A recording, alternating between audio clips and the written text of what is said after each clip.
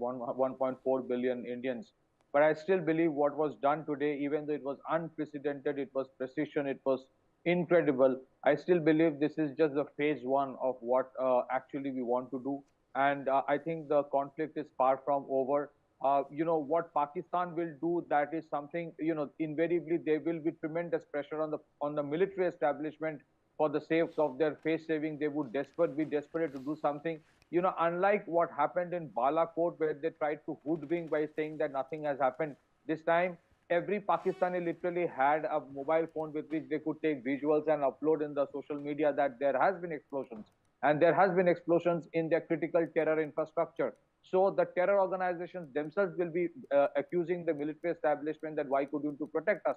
Because the terror infrastructure is nothing but an extension of the military of Pakistan. Terrorism is an instrument of the statecraft. Now, what I want to say here is this: the reason why these meetings are happening is because the next step is, what Pakistan will do.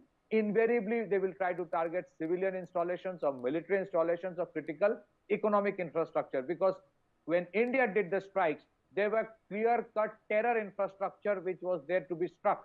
But in case of India, we don't have any terror infrastructure which Pakistan will strike. So whatever they do, there is a possibility of an escalation in the matter, and that's why I think all the chief ministers have been called in to ensure that right now individual states do not play their democracy card. Unfortunately, in Punjab yesterday, some of these so-called Kisan Morchas were talking about an Andolan, stop the trains.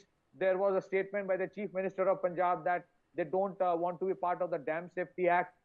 There was certain instructions given by the central government about the water, which was asked to be shared with Haryana. So when we have a calibrated approach being taken by the government of India, it is important that democracy for some time be kept aside, and all the states, irrespective of which political party is in power, speak in unison. The threat is not just on the western borders. That is something we must understand. There are large number of Pakistani elements who have entrenched themselves, I'm sure, in Bangladesh as well. So knowing well that they do not have the capacity to have a full-blown conventional conflict with India, they might try to do terror attacks again, if not on the northern part, probably in the eastern part. You never know. You have a government in Bangladesh today which is unelected, which is terribly pro-Pakistan, and which is extremely radicalized. So that is why this meeting with the chief minister is very crucial. I think all the central police forces and paramilitary forces, their leaves have been cancelled. They have been all asked to come back. And the next 48 hours is crucial. That's one. And secondly, I agree with what Colonel Sir mentioned. What was targeted today was probably the heart of the terror infrastructure, but the mind of the terror infrastructure is in Rawalpindi. So if we have to take it to a logical conclusion, we have to brace up, we have to be patient, we have to be with the government, because there might be more strikes by government, and at the same time, there will be certain losses on our side as well. We are in a state of war. In a state of war, it can't be that we only attack and nothing will happen on our side.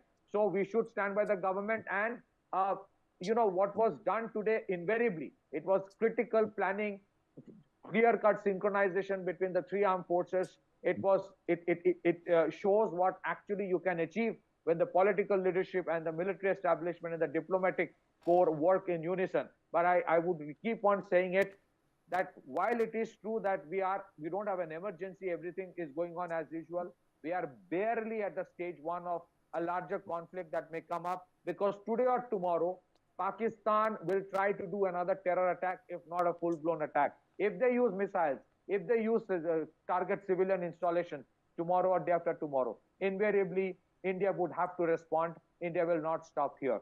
So these are critical times, and I think all will speak in one voice rather than trying to do political mudslinging, which generally some elements in India do. Back to you. Well, Pakistan can, of course, ill afford to react, to retaliate, to respond, Sharad Kohli. But if they do, we have to be ready. We are ready. And that is why border states are, of course, on alert. We are seeing this high-level meeting that the Home Minister currently is having, is chairing. Meanwhile, the CM of J&K also chairing a meeting, looking at the security situation in the Union Territory as a fallout of this incident. Also, after Operation Sindoor and the successful conclusion of Operation Sindoor might I add, Sharad Kohli. Prime Minister Modi also briefing President of India a short while back. These are three important pictures coming in from three different parts of the country that we are putting out on our screens currently. Well, good afternoon, Uday. I think there are two situations.